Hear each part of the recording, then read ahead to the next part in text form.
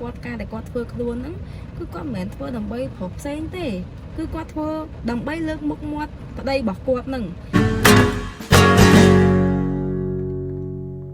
ឥឡូវបងសួរឯងមួយទូនាទីប្តីមានអីខ្លះនៅពេលដែលឧទាហរណ៍ថាប្រពន្ធទៅកម្មវិធីអីជាពិសេសគឺកម្មវិធីការអញ្ចឹងណាជាធម្មតាទៅជាមិនត្រូវធ្វើអីទេគាត់ថាដោយការដែលហ៊ាធ្វើដាក់អូនកន្លងមកអីចឹងណា Nice ទី1ធ្វើខ្លះគឺគាត់ថាបើថាអូនរវល់ធ្វើមុខអីអញ្ចឹងទៅយើងជាប្តីហ្នឹងត្រូវតែរៀបចំដូចជាសម្លៀកបំពាក់អីឲ្យប្រពន្ធអីចឹងទៅទាំងស្បែកជើងអីចឹងហើយមួយទៀតបើសិនជាករណីដែលថាជូនប្រពន្ធមកធ្វើខ្លួនអាហ្នឹងចំណាយពេលក្នុងការរងចាំហើយអត់ចាំបាច់អីត្រូវតែស្ដីបន្ទោសនៅពេលដែលការធ្វើ make up អីវាយូរអញ្ចឹងណាព្រោះយើងដឹងហើយថាវាមិនមែនទៅមានតែយើងមួយទេវាមានអ្នកផ្សេងទៀតទៅធ្វើអញ្ចឹងហើយវាចំណាយពេលក្នុងការរងចាំអញ្ចឹងតួនាទីជាប្តីអត់មានអីតែថាត្រូវតែល្អទៅតាមដាក់គាត់ឬក៏ខឹងអីទេហើយរឿងនេះវាកើតឡើងមានច្រើនដែលតកតងជាមួយនឹងការខឹងនឹងល្អទៅតាមនឹងហ្មងព្រោះការដែលហៀតែងតែជូនអូនទៅធ្វើផាត់មុខទៅអីហ្នឹងក៏ជាងក៏គាត់បានប្រាប់ដែរគាត់ថាអូយប្តីណៃល្អមែន Oh my god Wow ប្តីណៃចេះអង្គុយរងចាំប្រពន្ធដោយលក្ខណៈថាអត់ធុញទ្រាន់អីអញ្ចឹងទៅណាគាត់ថាប្តីផ្សេងអត់អញ្ចឹងទេណាអ្នកមួយចំនួនគឺទៅគឺខឹងប្រពន្ធហ្នឹងមានឆ្លោះគ្នានៅកន្លែងហ្នឹងទៀតហើយពេលដែលអូនឃើញអាសភាពទាំងអស់ហ្នឹងទៅវាមានអារម្មណ៍ថាអាណិតមួយស្អីមកដោយសារអីគាត់ការដែលគាត់ធ្វើខ្លួនហ្នឹងគឺគាត់មិនមែនធ្វើដើម្បីប្រុសផ្សេងទេគឺគាត់ធ្វើដើម្បីលើកមុខមាត់ប្តីរបស់គាត់ហ្នឹងព្រោះតិចការដែលអូនធ្វើខ្លួនកន្លងមកហ្នឹងគឺអូនចង់ឲ្យហេហ្នឹងឃើញថាអូនខ្ជូតដែរអូនមើលទៅចេះរៀបចំខ្លួនដែរពុំនៅយើងវាមិនអាចអាមុខយើងបែបការធ្វើការក៏ប៉ុណ្ណឹងអាចចូលរួមកម្មវិធីក៏ប៉ុណ្ណឹងការដើរលេងក៏បែបហ្នឹងគឺអត់ទេគឺគេហៅថាដើរលេងផាត់មុខផ្សេងនៅផ្ទះផ្សេងហើយនឹងទៅញ៉ាំការផ្សេងអញ្ចឹងការធ្វើខ្លួនទាំងអស់ហ្នឹងនៅពេលដែលស្អាតគឺដើម្បីតែលើកកិត្តិយសប្តីនិងដើម្បីខ្លួនឯង Nice ហើយអញ្ចឹងសំណូមពរទៅគឺពីប្តីអត់ត្រូវមានអីខឹងឬក៏បន្ទោសប្រពន្ធនៅពេលដែលប្រពន្ធធ្វើខ្លួនយូរទេហើយឥឡូវអូនសួរហៀវិញថាតើហៀមានអារម្មណ៍បែបម៉េចនៅពេលដែលអង្គុយរងចាំអូនយូរអារម្មណ៍វាតែងតែបើគេដតីតែមានការទុញថប់អីចឹងណាក៏ប៉ុន្តែដើម្បីជិះអារម្មណ៍នៃការធុញថប់នឹងបានយើងត្រូវតែទី1ត្រូវគិតដូចឯងលើកឡើងហ្នឹងថានៅពេលដែលជូនគាត់ទៅធ្វើខ្លួនធ្វើសក់ផាត់មុខអីហ្នឹងនៅពេលដែលស្អាតទៅវាអត់មានស្អាតអ្នកដតីទេឃើញទេស្អាតគឺស្អាតអូនដដែលហ្នឹងស្អាតអូនឲ្យលើកមុខមាត់ប្តី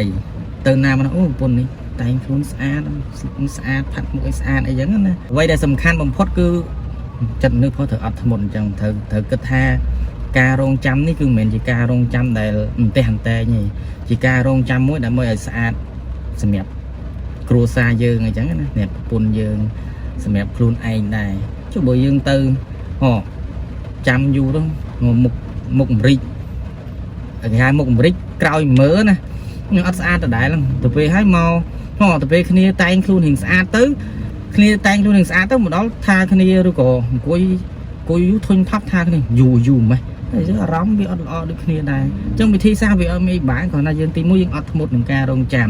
ទី2គាត់ធ្វើអញ្ចឹងមិនមែនដើម្បីអ្នកណាទេគឺដើម្បីលើកមុខមាត់ប្តីឬក៏លើកមុខមាត់គ្រួសារអីដដែលហ្នឹងទី3នៅពេលដែលយើងអត់ធ្មត់នៅពេលដែលយើងមានការរងចាំយូរអញ្ចឹងមានមកក្តីស្រឡាញ់ក៏ប្រពន្ធយើងក៏ស្រឡាញ់ហើយអ្នកដតីក៏សរសើរដែរអ្នកដតីសរសើរតែមិនងាយបានឧទាហរណ៍ថាលះបង់ឲ្យប្រពន្ធធ្វើខ្លួនឲ្យស្អាតហើយទៅវិញទៅទាំងរីករាយទាំងអស់គ្នាអញ្ចឹងអាការធ្វើទាំងអស់ហ្នឹងគឺដើម្បីតែគ្រួសារយើងទាំងអស់ជាពិសេសលើកមុខមាត់ប្រពន្ធហើយនឹងផ្ដល់ជាកិត្តិយសឲ្យប្រពន្ធហើយក៏ផ្ដល់ជាកិត្តិយសឲ្យ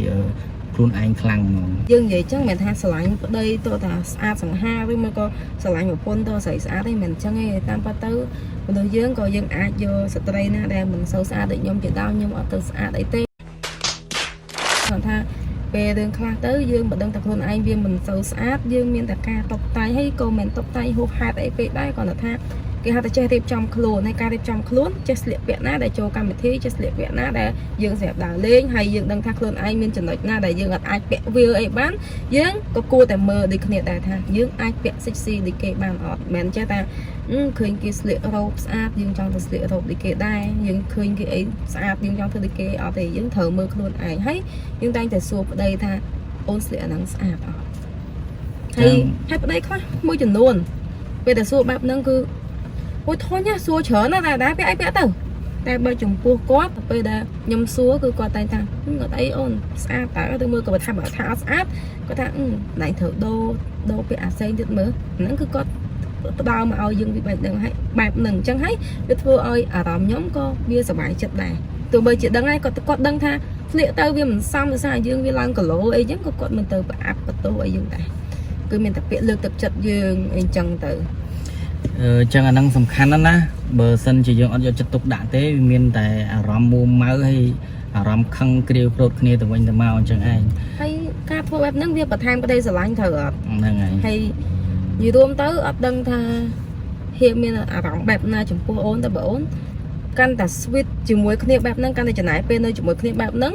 គឺមានអារម្មណ៍ថាទៅណាអត់ចង់ទៅតែឯងមានចំណុចជាច្រើនទៀតដើម្បីចង់ចែកជូនអញ្ចឹងចំណុចនេះគឺចំណុចដែលសំខាន់មួយដើម្បីឲ្យយើងយកចិត្តទុកដាក់នៅពេលដែលមានកម្មវិធីអីជូនប្រពន្ធទៅធ្វើសក់ទៅផាត់មុខធ្វើកញ្ចក់ធ្វើអីធ្វើសក់ធ្វើកញ្ចក់ធ្វើអីចឹងណាអញ្ចឹងជាចំណុចសំខាន់ដើម្បីឲ្យយើងធ្វើទៅដើម្បីតែខ្លួនឯងហើយដើម្បីមុខមាត់គ្រួសារយើងឬក៏ដើម្បីជាកិត្តិយសឲ្យយើងណាអញ្ចឹងណាព្រោះបើយើងអត់ធ្វើទេបើយើងអត់ធ្វើទាំងអស់ហ្នឹងទេអាជីវិតសុភមង្គលក្នុងគ្រួសារក៏វាអត់សូវមានក្តីសុខអីដែរគមិកគមុកគ្រិចគ្រប់អីដាក់គ្នាអញ្ចឹងណាអូខេប៉ុណ្ណាអូខេបាយ